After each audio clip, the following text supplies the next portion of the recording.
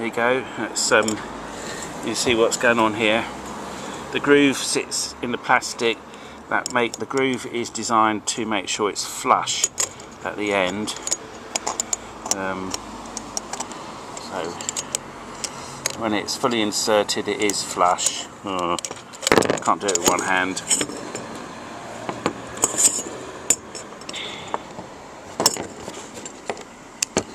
So that's flush because there's a bracket here in the front.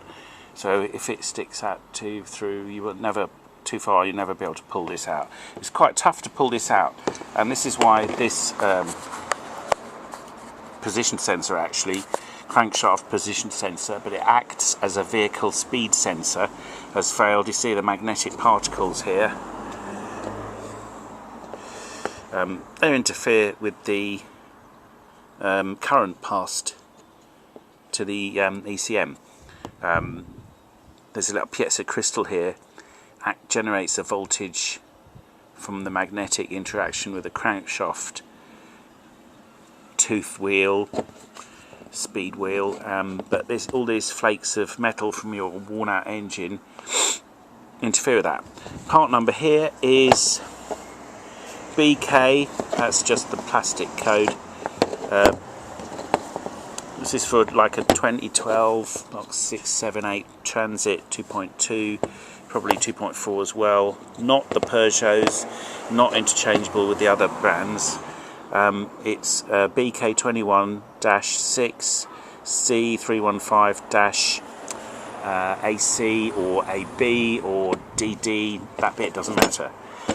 Get on eBay for about 15 quid, get it from China for about 8 quid over 2 weeks. This is 3-pin. The Peugeot, the HDI engine ones are only 2-pin, they won't work at all.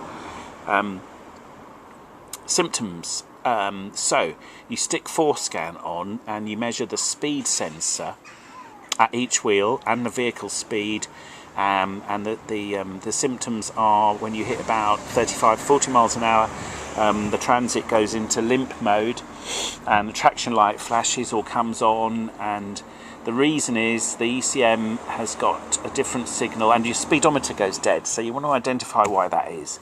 Dead speedos could be the plastic ignition barrel, which is a 7 quid part, but they could also be the ECM mismatching vehicle speed with the wheel speed. So all the wheels are putting out a speed, so you know your ABS speed sensors are good.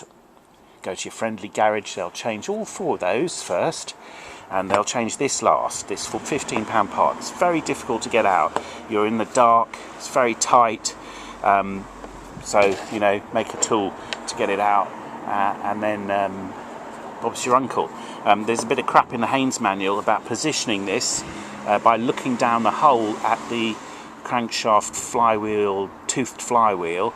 That's for different models, you can't do that, but because of the way the bracket's made, it's positioned only in one position and it's correct. So just stick it in, lubricate it first. It's a stiff, tight fit silicone lube or penetrant oil. Clean the contacts. It's not usually the wiring, because the wiring here above the gearbox is metal sheathed and it's tough. It's usually this stupid sensor. There you go.